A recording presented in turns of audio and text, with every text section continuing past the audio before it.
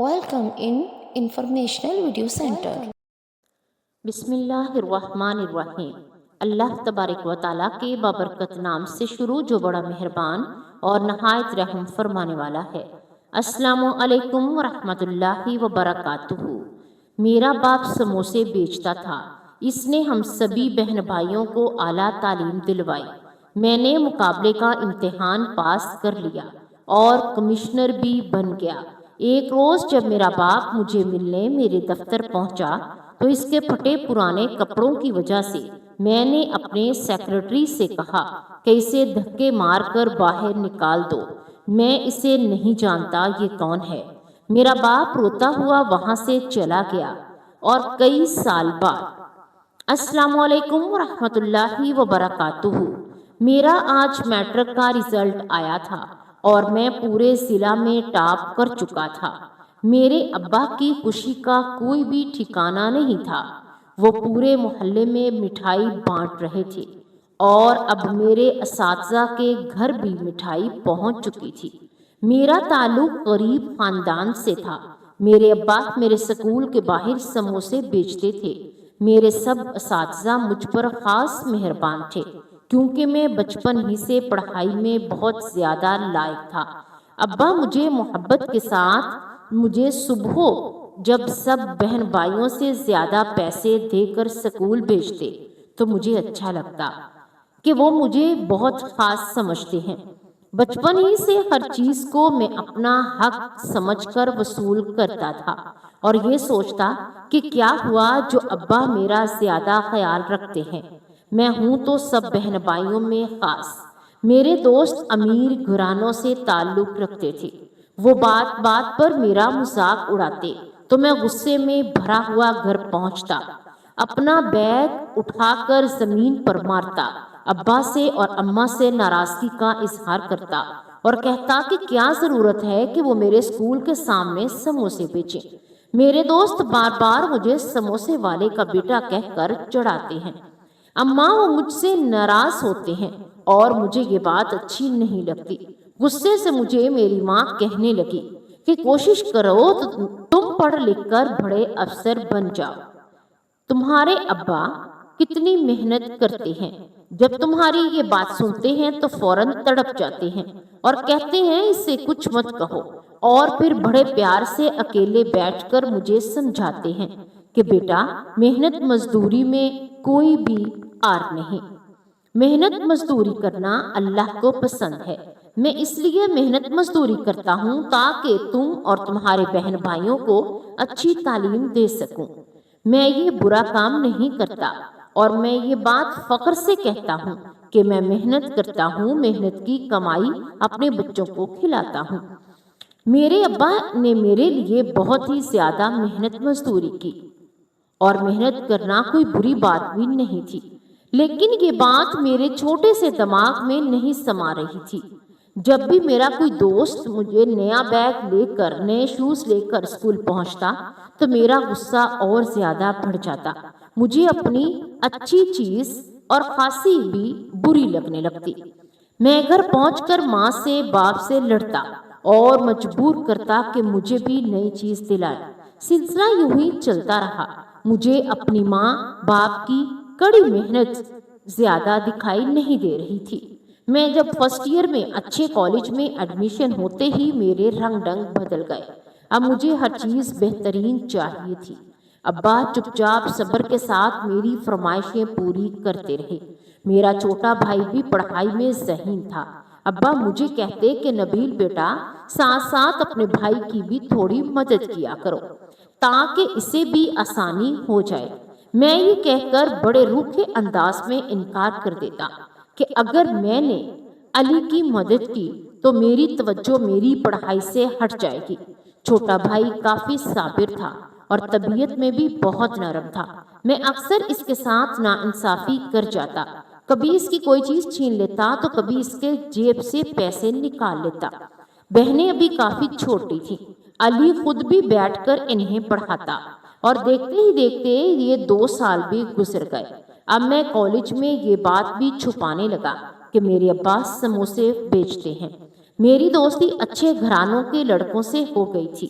میں نے ان میں سے ایک لڑکے نے مجھ سے کہا اس کا ارادہ مقابلے کا امتحان دینے کا ہے، تو میں بنا سوچے سمجھے اس چیز کے پیچھے پڑ گیا اور میں نے بھی ابا سے ضد کی کہ مجھے لاہور اکیڈمی بھیج دیں تاکہ میں وہاں مقابلے کا امتحان دے سکوں۔ میں نے اپنی گریجویشن جب مکمل کی تو فوراً ابا نے مجھے لاہور بھیج دیا۔ یہ دیکھنے سے قاصر تھا کہ وہ میری تعلیم کا اتنا خرچ کہاں سے پورے کریں گے۔ میری اماں کے پاس بھلے بھی وقت نہ ہو، لیکن انہوں نے اپنا سونے کا زیور تھا جو انہوں نے میری چھوٹی بہنوں کی جہیز کے لیے سنبھال رکھا تھا۔ ابا نے اماں کو مجبور کیا کہ وہ زیور فروخت کر دیں، اور میری ماں کا چہرہ اس دن اتنا اداس تھا کہ میں خواہ مخواہ چڑ ہی گیا۔ خاص طور پر اپنے سونے کا ایک کڑا بیچتے ہوئے اماں رو پڑی، تو علی اور دونوں چھوٹی بہنیں بھی بہت اداس تھے۔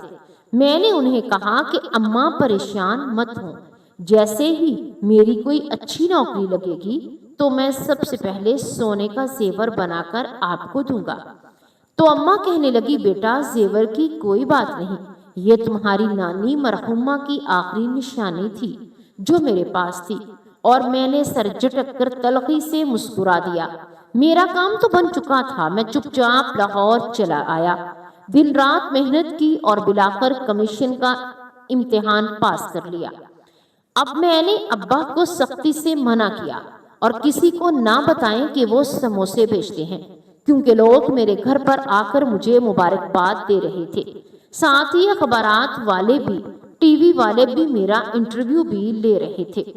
گھر پہنچتے ہی میں نے اپنے ماں باپ سے کہا کہ آپ یہ مت بتائیں کہ آپ سموسے بیچتے ہیں۔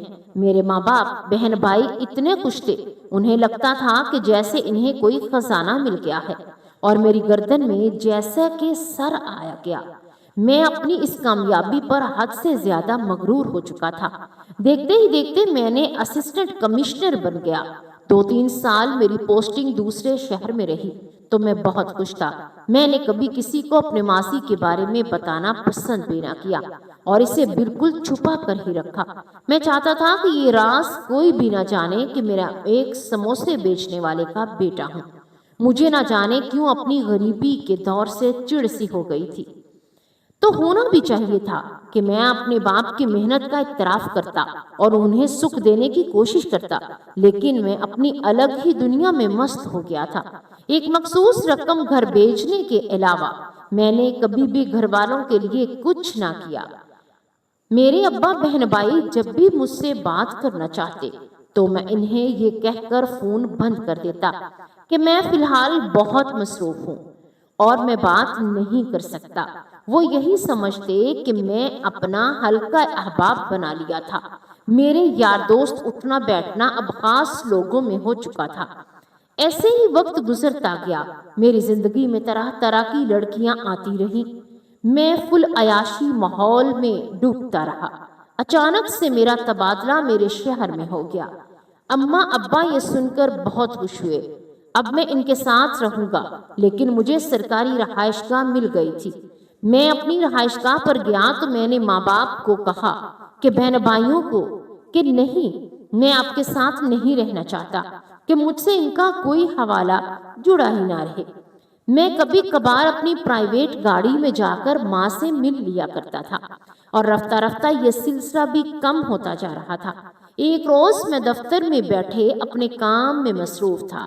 میرے پاس میرا ایک دوست بھی موجود تھا جو کالج سے میرے ساتھ تھا اور اب ایک کامیاب بزنس مین بن گیا تھا۔ وہ کسی پروجیکٹ کے لیے منظوری کرنے کے لیے میرے پاس پہنچا ہوا تھا اور اس نے مجھے ایک اچھی رقم کی آفر بھی کی تھی۔ میں یہ بھی جانتا تھا کہ اس کے کام کو کوالٹی اچھی نہیں، لیکن اس کے باوجود میں نے اس کے ساتھ ڈیل فائنل کر لی۔ میں نے اپنے سیکرٹری کو خاص ہدایت کر رکھی تھی کہ اگر ایسا کوئی شخص اپنا کام کروانے کے لیے مجھ سے ملنا چاہے تو وہ اسے پہلے ہی سب کچھ بتا دے کہ صاحب کیا لینا دینا پسند کرتے ہیں۔ اسی طرح میں نے اپنے لیے پراپرٹی بنانا شروع کر دی تھی جو کہ میری تنخواہ سے کئی گنا زیادہ تھی۔ اچانک سے انٹرکام پر بیل ہوئی اور میرے سیکرٹری نے الجھے ہوئے انداز میں پوچھا۔ سر، ایک غریب سا آدمی اندر آنے کے لیے بضد ہے اور وہ کہہ رہا ہے کہ وہ آپ کا والد ہے۔ سیکرٹری کے لہجے میں تمسخر تھا۔ میرے ذہن میں یہ سنتے ہی فوراً خیال اٹھا، ہو نہ ہو یہ ابا ہی ہے جو مجھ سے ملنے دفتر آ پہنچا ہے۔ میں نے سیکرٹری سے کہا، یہ میرے والد کیسے ہو سکتے ہیں؟ میرے والد تو بیرون ملک گئے ہوئے ہیں۔ میری تھوڑی دیر کے بعد سے پہلے ان سے بات ہوئی ہے۔ تم اسے دفتر سے روانہ کرو اور اگر ضد کرے تو سختی سے پیش آنا۔ اور فون رکھ دیا۔ میں ابھی اپنے دوست کے ساتھ خوش گپیوں میں مصروف تھا کہ اچانک نہ جانے کیسے ابا میرے دفتر میں گھس گئے۔ میرا دوست چونک گیا۔ میرے چہرے کے تاثرات ایک دم پتھریلے سے ہو گئے تھے۔ ابا نے کمرے میں گھستے ہی کہا، نبیل بیٹا، تمہارا سیکرٹری مجھے بدتمیز کہہ رہا ہے اور مجھے دھکے دے رہا تھا۔ تم نے انہیں بتایا نہیں کہ میں تمہارا باپ ہوں؟ بیٹے نے کہا، کئی روز سے میں تمہیں بیٹا فون کر رہا ہوں لیکن تم مجھے ملنے نہیں آئے، اس لیے میں خود چلا آیا۔ میں نے ابا کی طرف دیکھا اور اپنے دوست کی طرف کی محنت پانی میں ملنے والی تھی۔ میں نے ایک دم سے غصے سے چلاتے ہوئے سیکرٹری کو بلایا اور دھاڑ کر کہا، کون ہے یہ پاگل نفسیاتی مریض جو خود کو میرا باپ بتا رہا ہے؟ میں نے تمہیں بتایا تھا نا میرا باپ بیرون ملک گیا ہوا ہے، پھر بھی تم نے اسے دفتر میں گھسنے کیوں دیا؟ دھکے مار کر اس پاگل کو نکال دو یہاں سے۔ اور اپنے دوست کی طرف دیکھ کر کہا، پتہ نہیں کہاں سے آ جاتے ہیں یہ غریب لوگ جو جان بوجھ کر ہم جیسوں سے اپنی قربت داری ظاہر کرنے کی کوشش کرتے ہیں۔ میرے ابا ایسے کھڑے تھے جیسے انہیں کسی سانپ نے ڈس لیا ہو۔ سیکرٹری نے میرے سامنے انہیں دھکے مارے اور تقریباً گھسیٹتا ہوا باہر لے گیا۔ غصے میں کھولتا رہا۔ میرا دوست جیسے ہی باہر نکلا، میں نے فوراً اماں کے نمبر پر کال ملائی اور بنا ان کی کوئی بات سنے انہیں سخت برا بھلا کہا اور دھمکی دی کہ اگر دوبارہ ان لوگوں نے کسی کو یہ بتانے کی کوشش کی کہ وہ میرے گھر والے ہیں اور میں ان کا بیٹا ہوں تو مجھ سے برا کوئی نہیں ہوگا۔ میری ماں روتی رہ گئی اور کہتی رہی، نبیل بیٹا میری بات سنو، لیکن میں نے فوراً سے فون بند کر دیا۔ اس بات سے اتنا بدمزہ ہوا کہ میں نے اپنے بااثر دوستوں سے اور اعلیٰ حکام سے کہہ کر اپنا تبادلہ فوراً دوسرے بڑے شہر کروا لیا۔ 1 مہینے کے اندر ہی وہ شہر چھوڑ گیا۔ یہ میرا اور میرے گھر والوں سے آخری رابطہ تھا۔ دوبارہ مجھے میری ماں کا کبھی فون نہیں آیا، نہ ہی میں نے پلٹ کر یہ جاننے کی کوشش کی کہ وہ لوگ کس حال میں ہیں۔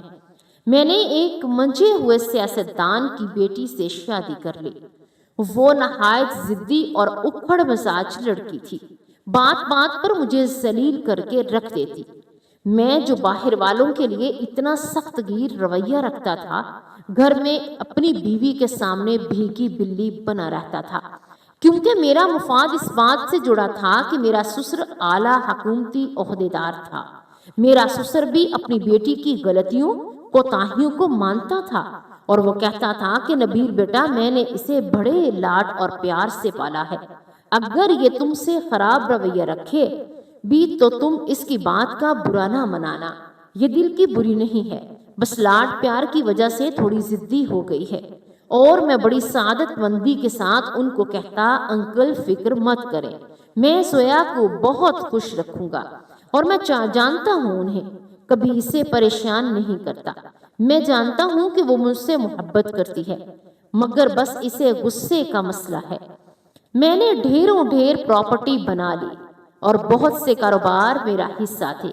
کئی جگہ میں نے غیر قانونی زمین پر اپنا ہاؤسنگ پروجیکٹ بنا کر اسے اپنی بیوی کی پراپرٹی ظاہر کر دیا۔ ایک روز بیٹھے بیٹھے میری نظر اخبار پر پڑی۔ مجھے لگا جیسے مجھے دھوکا ہوا ہے۔ اخبار میں فرسٹ پیج پر میں نے اماں اور ابا کی تصویر لگی دیکھی اور نیچے لکھا تھا، سموسہ فروش کی 2 بیٹیاں کمیشن کا امتحان دے کر اسسٹنٹ کمشنر بن گئے۔ تصویر میں 2 نوجوان خوبصورت لڑکیاں بھی تھیں۔ نیچے بہت بڑی خبر لگی ہوئی تھی، لیکن میری نظر مسلسل تصویر پر گھڑی تھی۔ 15 سال میں میری بہنیں کڑی محنت کر کے اس جگہ تک پہنچ گئی تھی۔ میں نے پلٹ کر کبھی بھی ان کا حال نہیں پوچھا تھا۔ میرے ابا، میرے اماں بہت بوڑھے ہو چکے تھے۔ میں حیران تھا یہ دیکھ کر کہ میری بہنوں نے بہت بڑے فخر یا انداز سے اپنے باپ کی محنت مشقت کا ذکر کیا تھا، اور اس وقت میں اور بھی زیادہ حیران ہوا جب انہوں نے انٹرویو میں بتایا کہ ان کے بھائی علی احمد نے سموسے بیچ کر ان کی تعلیم مکمل کروائی ہے۔ ہاتھوں میں دبا ہوا اخبار پھڑپھڑا رہا تھا اور میں ماضی کے ورق پلٹنے لگا۔ جب میں نے مقابلے کا امتحان پاس کیا تو اپنے گھر والوں کو سختی سے منع کیا کہ اگر اخبارات والے اور ٹی وی والے میرا انٹرویو کرنے آئیں تو ہرگز اپنے پیشے کا ذکر ان کے سامنے نہ کریں۔ میں نے اپنے ماں باپ کی خوشی کو کس بری طرح سے روند کر رکھ دیا تھا۔ دوسری طرف میری بہنیں تھیں جو پہلے فخر کے ساتھ یہ بتا رہی تھی کہ ان کے باپ نے سموسے بیچ کر ان کے بھائی کو تعلیم دلوائی، اور پھر بھائی نے اپنا کیریئر چھوڑ کر ان دونوں بہنوں کی تعلیم مکمل کروانے کے لیے ان کے باپ کا ساتھ دیا۔ میں نے اپنے سیکرٹری کو ہدایت کی ان دونوں لڑکیوں کے بارے میں معلومات اکٹھی کرے۔ وہ حیران ہوا اور پھر خاموشی سے چلا گیا۔ ٹی وی پر بھی ان لوگوں کے انٹرویوز چل رہے تھے۔ یہاں پر وہ بڑے فخریہ انداز کے ساتھ بتا رہی تھی کہ میں ڈھونڈ ڈھونڈ کر ان کے بارے میں خبریں اور انٹرویوز دیکھ رہا تھا۔ میں چاہتا تھا کہ کہیں پر میرا ذکر بھی کیا جائے، لیکن یہ سن کر میرے دل کو بہت ٹھیس لگی۔ جب ان سے پوچھا گیا کہ آپ لوگ کتنے بہن بھائی ہیں تو میری چھوٹی بہن نایاب اور لارائب نے کہا کہ وہ صرف 3 بہن بھائی ہیں۔ میرے ماں باپ انٹرویو کے دوران بہت سکون اور اطمینان کے ساتھ بیٹھ کر اپنی بیٹیوں کی باتیں سن رہے تھے۔ علی احمد کا تعارف تھا لیکن نبیل کا کہیں بھی ذکر نہ تھا۔ میرے دل پر ایک گھونسا سا پڑا۔ جو برسوں پہلے انہیں تنہا چھوڑ کر نکلا تھا، اب مجھے برا لگ رہا تھا کہ انہوں نے مجھے اپنی زندگی سے نکال کر باہر پھینک دیا۔ جانے میرا دل میں کیا سمائی کہ ایک روز میں چپ چاپ اپنے گھر جا پہنچا۔ میرا سیکرٹری مجھے تمام معلومات حاصل کر کے دے چکا تھا۔ اس وقت مجھے یہ خیال بھی نہیں رہا کہ میرا سیکرٹری بھی میری حقیقت جان جائے گا۔ میں اسی سموسہ فروش ظفر عالم کا بیٹا ہوں۔ میرے ماں باپ اب بھی اس پرانے محلے میں رہ رہے تھے، شاید کہ ابھی بیٹیوں کی پوسٹنگ نہیں ہوئی تھی۔ میں نے چپ چاپ جا کر جب دروازہ بجایا تو دروازہ کھولنے والا علی تھا۔ اس کے سر کے بیشتر بال سفید ہو چکے تھے۔ وہ اجنبی نظروں سے میری طرف دیکھتا رہا، شاید وہ مجھے پہچان نہیں پایا تھا۔ میں نے اسے کہا، علی اندر نہیں بلاؤ گے اپنے بڑے بھائی کو؟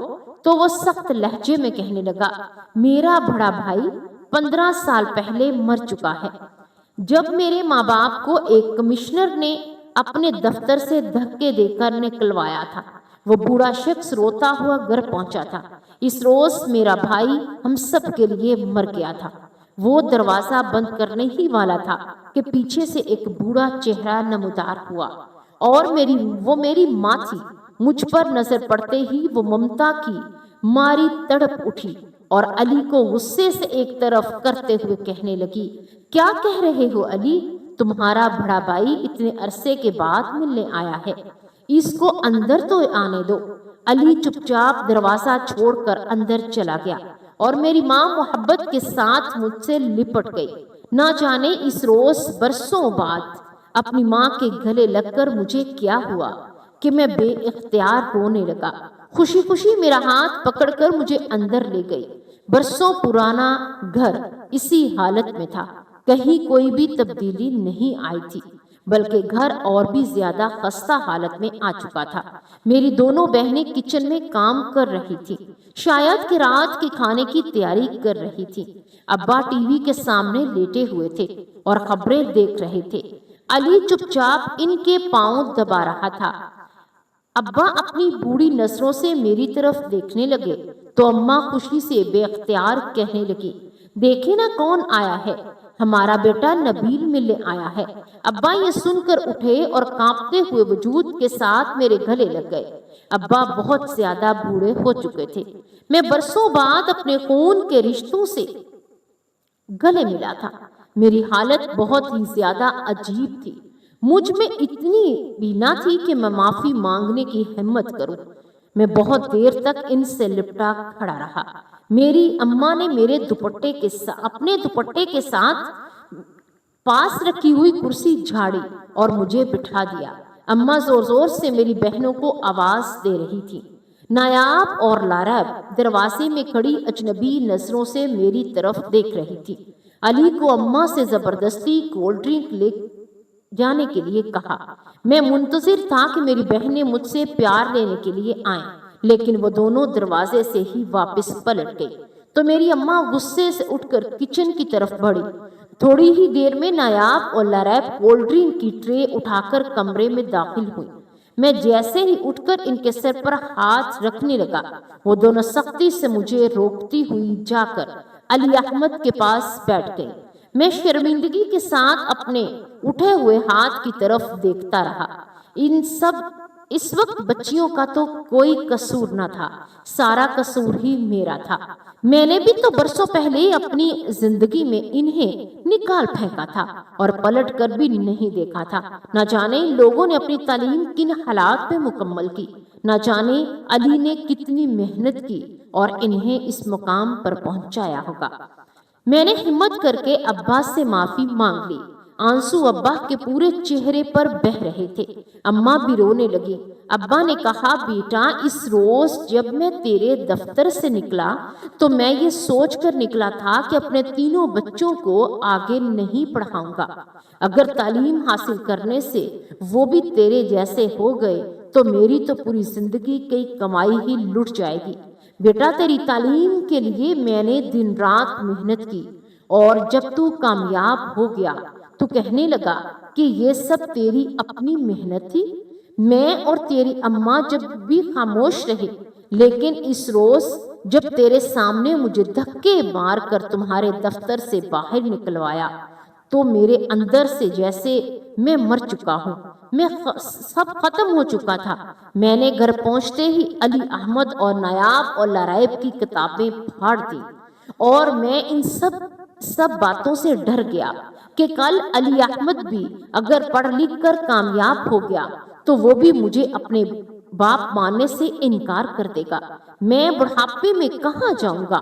اور یہ راحیل بھی اتنا صبر والا نکلا کہ اس نے ایک لفظ بھی اپنے منہ سے نہ نکالا۔ چپ چاپ اگلے روز جا کر میرے ساتھ سموسوں کے ٹھیلے پر بیٹھ گیا۔ وہ دن ہے اور آج کا دن ہے۔ اس نے کبھی پلٹ کر پیچھے نہیں دیکھا۔ برسوں ہوئے مجھے گھر بیٹھے، لیکن اب بھی شہر میں ظفر عالم سموسے والا سے مشہور ہے۔ لوگ کہتے ہیں کہ چاچا علی کے ہاتھوں میں وہی ذائقہ ہے جو تو بناتا تھا۔ حالانکہ علی اچھی جگہ دکان بنا سکتا تھا، لیکن علی نے کبھی بھی دکان نہ بدلی۔ اب بھی صبح کو وہ کالج کے سامنے سموسے بیچنے جاتا ہے اور شام کو اپنی اسی پرانی دکان میں سموسے بیچتا ہے۔ علی نے مجھے اس بات پر راضی کیا کہ نایاب اور لارائب کو پڑھنے کی اجازت دوں۔ میں نے ان دونوں لڑکیوں سے وعدہ لیا کہ اگر یہ پڑھ لکھ کر کامیاب ہو گئی تو کبھی بھی اپنے بڑے بھائی کی طرح اس سے جڑے ہوئے رشتوں کی ناقدری نہیں کریں گی۔ اور دیکھ اللہ نے کتنا احسان فرمایا، مجھے غریب کی 2 بیٹیاں کامیاب کر دیں۔ جس دن میری دونوں بیٹیوں نے پہلی بار لوگوں کو بتایا کہ ان کا باپ ایک غریب سموسہ فروش ہے تو میرے کندھوں پر سے جیسے برسوں کا دکھ اتر گیا ہو اور کہیں غائب ہو گیا ہو۔ مجھے لگا کہ جیسے میری بیٹیاں کامیاب نہیں ہوئی بلکہ آج میں جوان ہو گیا ہوں اور مجھ سے چھوٹے علی نے بڑا ہونے کا حق ادا کر دیا۔ میں بڑا ہو کر بھی اس دن چھوٹا ہو گیا تھا جب تم نے مجھے نکالا تھا، اور علی نے جب ایسا کیا تو میں چھوٹا ہو کر بھی بڑا ہو گیا۔ علی احمد نے مجھ سے منہ سے ایک لفظ بھی نہ نکالا اور میں نے علی سے بات کرنے کی کوشش کی تو وہ چپ چاپ اٹھ کر کمرے سے باہر چلا گیا۔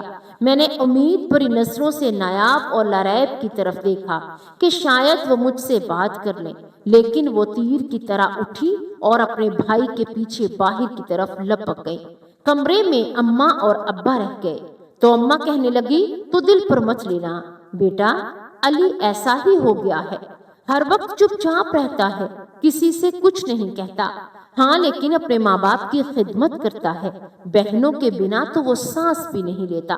میں تو ضد کر کے اسے منا لوں گی، کئی بار اسے کہہ چکی ہوں کہ وہ شادی کر لے، لیکن وہ اس بات کے لیے تیار نہیں، کہتا ہے میں شادی کر کے کیا کروں گا، میری تو پہلے ہی 2 بیٹیاں ہیں، بس یہ اس کی محنت ہے جو آج نایاب اور لاریب اس مقام پر پہنچ گئی، ورنہ ہم دونوں تو خالی ہاتھ رہ گئے تھے۔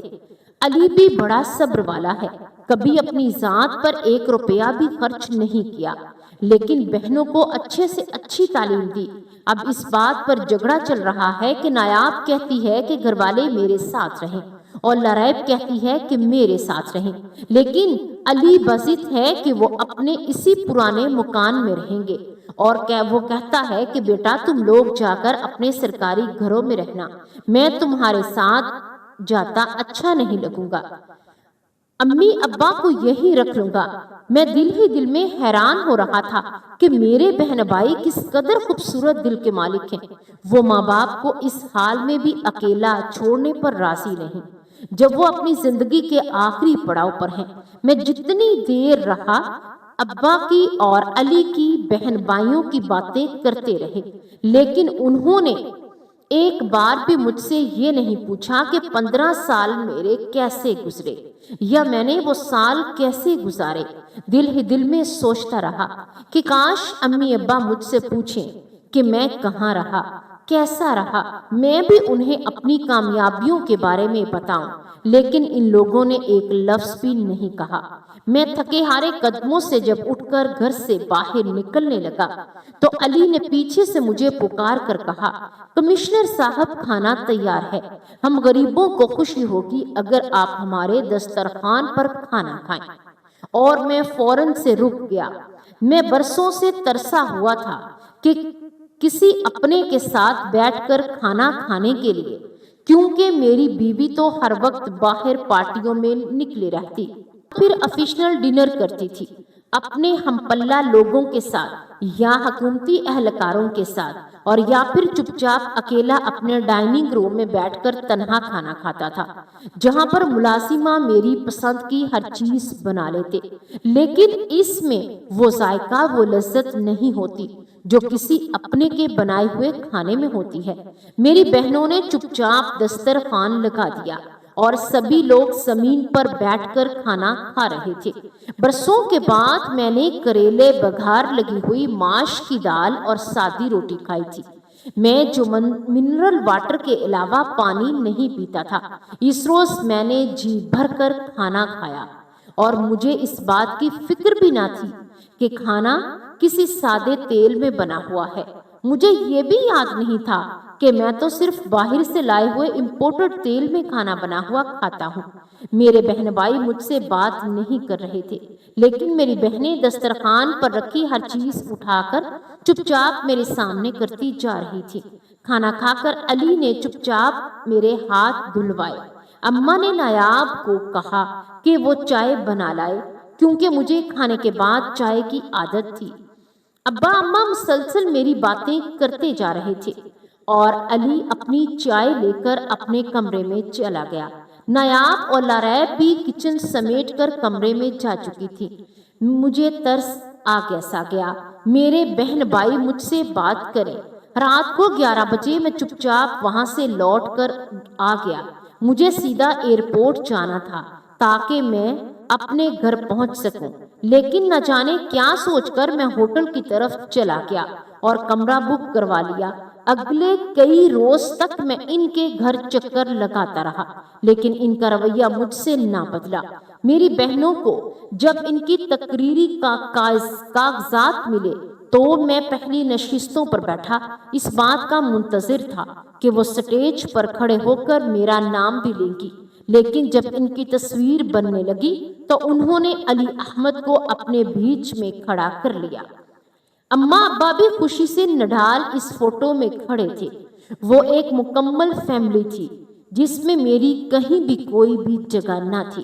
میں چپ چاپ واپس اپنی مصنوعی دنیا میں لوٹ گیا جو کہ میرا اپنا انتخاب تھی۔ میری بہنوں کی اچھے علاقے میں تقرری کے لیے میں نے چپ چاپ کوششیں کی تھی۔ میں نے بھی کسی کو یہ بتانے کی کوشش نہیں کی کہ نبیل احمد ان دو لڑکیوں کا سگا بھائی ہے جو اپنی محنت اور اپنے بھائی کی قربانیوں کی وجہ سے آج اس مقام پر پہنچی ہوئی ہے۔ میری بیوی بچے پیدا نہیں کرنا چاہتی تھی، اس لیے آج تک میں بے اولاد ہوں، لیکن علی نے صرف اپنے ماں باپ کے بچوں کو کامیاب کرنے کے لیے شادی نہیں کی تھی۔ میں کبھی بھی اماں ابا سے ملنے کے لیے جاتا تھا، انہوں نے کبھی مجھ سے میری بیوی یا بچوں کے بارے میں سوال جواب نہیں کیا، اور پھر دونوں بہنوں نے ضد کر کے علی کی شادی بھی کروا دی تھی۔ ابا نے خود ضد کر کے اپنا پرانا مکان بیچ دیا اور علی کو لے کر ایک اچھے علاقے کی طرف چلے گئے۔ وہ چاہتے تھے کہ علی بھی نئی زندگی شروع کرے اور اس کی اولاد بھی اچھے ماحول میں پلے بڑھے۔ علی نے اب اپنی دکان بھی شفٹ کر لی تھی۔ میں جب بھی لاہور جاتا تو چپ چاپ اپنی سرکاری گاڑی میں جا کر علی احمد کو سموسے ضرور کھاتا تھا۔ کاش میں بھی ہمت کر لیتا اور یہ بات تسلیم کر لیتا کہ میرا غریب باپ سموسہ فروش ضرور تھا لیکن ضمیر فروش نہیں تھا۔ میں نے کسی بات کی شرم کی۔ آج شداد کی طرح اپنی بنائی ہوئی جنت میں بالکل تنہا ہوں۔ مجھے کسی رشتے کا کوئی بھی سہارا نہیں۔ سونے کے لیے مسکن ادویات کا استعمال کرتا ہوں۔ میں اپنی بنائی ہوئی غیر قانونی جائیداد کو دیکھ کر یہ سوچتا ہوں، کیا یہ قبر میں میرے ساتھ جائے گی؟ کیا میرے بعد اس کو کھانے والا ہے؟ میں اپنی بیوی کو چھوڑ کر بھی نہیں مر سکتا کیونکہ میں جانتا ہوں کہ میرا سسر میرا کیا حشر کرے گا۔ مجھے میرے کاموں کا پھل اس دنیا میں مل چکا ہے۔ سب کچھ ہوتے ہوئے بھی میں خالی ہاتھ ہوں کیونکہ میں اپنے ماں باپ کا دل دکھا چکا ہوں اور میرے بہن بھائی ایک اچھی زندگی گزار رہے ہیں کیونکہ انہوں نے اپنے ماں باپ کا ہاتھ آج تک تھام رکھا ہے۔ آپ کو آج کی کہانی کیسی لگی؟ آپ مجھے کمنٹ باکس میں ضرور بتائیے گا۔ پیارے ناظرین، مزید اگر آپ اس طرح کی ویڈیوز دیکھنا چاہتے ہیں تو آپ ہمارے چینل انفارمیشنل ویڈیوز سینٹر کو سبسکرائب ضرور کریں۔ جزاک اللہ خیرہ۔